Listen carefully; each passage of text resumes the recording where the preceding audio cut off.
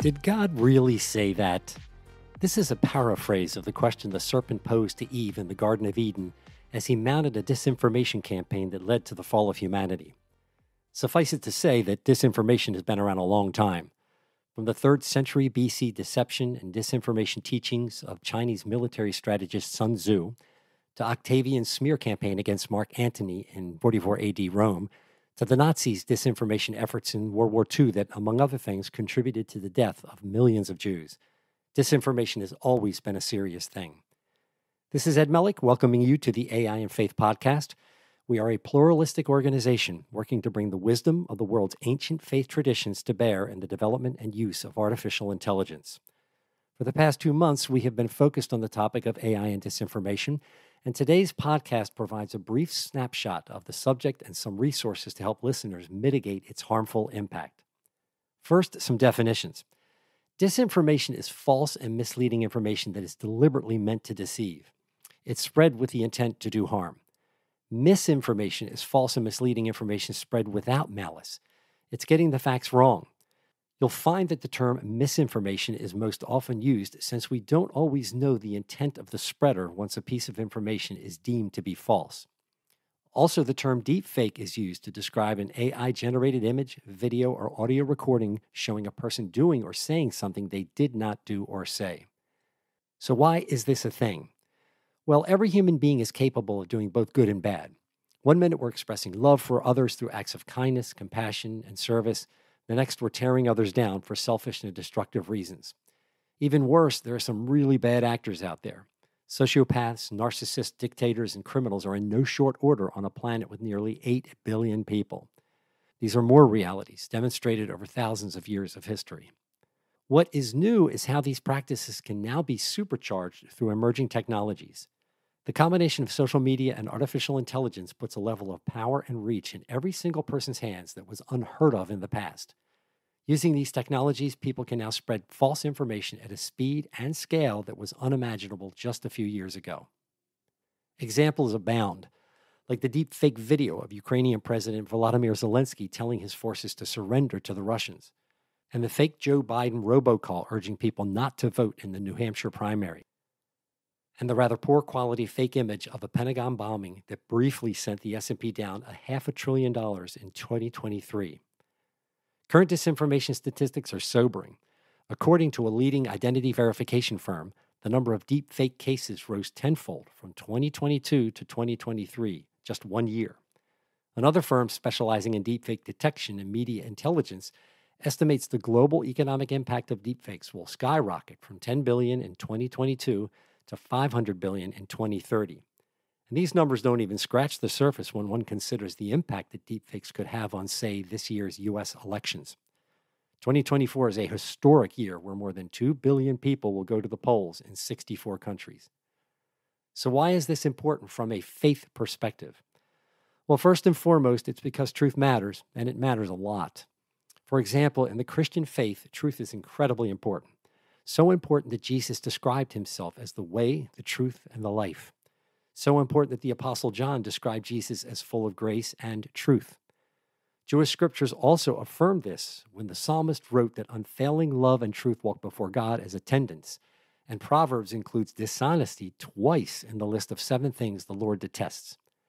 The Quran also includes multiple admonitions to be truthful, making it a core mark of the faithful. Buddhist tradition affirms truthfulness in the principle of samavaka, or right speech. Hinduism compels individuals to align thoughts and actions to truthfulness in the concept of satya. Unfortunately, the motivations to lie and deceive are plentiful and powerful, including financial gain, increased power and influence, political gain, and war-fighting advantages. And then there's that pesky human nature thing we mentioned before. The prophet Jeremiah wrote thousands of years ago that the human heart is the most deceitful of all things. This couldn't be truer today. There seems to be no shortage of people willing to deceive and be deceived. Our itching eyes and ears want only to see and hear what agrees with our worldview. Some people believe the disinformation problem is so serious that it poses a danger to society itself. MIT professor Sinan Aral believes we are teetering on the brink of the end of reality, where we can't tell what is real from what is fake, and that's incredibly dangerous. This is partly because of the liar's dividend. a phenomenon where the existence of synthetic media and the capability to create realistic yet false content enable malicious actors to sow doubt about the authenticity of real information. This dividend fundamentally alters the dynamics of trust and truth in society. According to UC Berkeley professor Hani Farid, we have created alternate realities. He wonders how you have a society, how you have a democracy, if you can't agree on basic facts. We can disagree on what to do with the facts, he says, but we should not disagree on actual facts. Given the tens of billions of dollars that are flowing into the development of AI technologies, far more than is being spent to develop needed countermeasures to their abuse, the pressure to do something is significant. Most experts agree that a multi-pronged approach is needed, combining technology solutions, media literacy, collaboration between governments, tech companies, and researchers, and regulations that include meaningful carrots and sticks. At AI and Faith, we believe the great faith traditions have much to add to these efforts. For example, the influence of the Christian faith on many cultures has become so prevalent that, according to one author, values like truth, equality, justice, and compassion have become like the air we breathe, something so pervasive that they are taken for granted. We are working to influence the development and use of AI in a way that reflects these values. Over the past 2 months, we have been especially focused on educating people about disinformation, and we have posted some free resources on our website, including a paper that describes the challenges of disinformation, along with a technical overview, religious perspectives, and resources to help you educate and protect yourself. You can find this information at aiandfaith.org. We hope you check it out and find it useful. In the meantime, we challenge listeners to do a few things. First, continually remind yourself of your moral compass. This has been shown to dramatically improve people's behavior. Asking questions like, is this the right thing to do, can go a long way.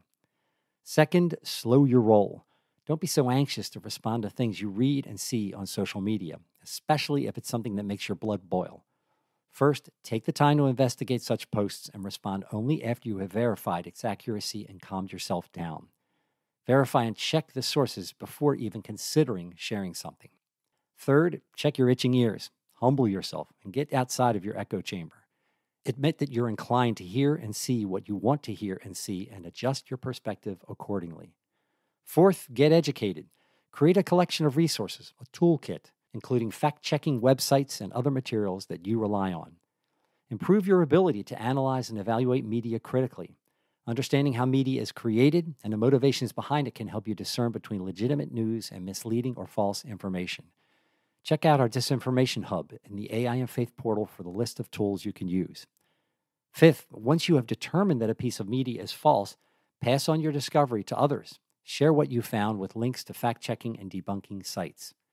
And finally, continually encourage others around you to do these same things. We hope this has been helpful, and again remind you to check us out at aiandfaith.org. This is Ed Melick, signing off from the AI and Faith podcast.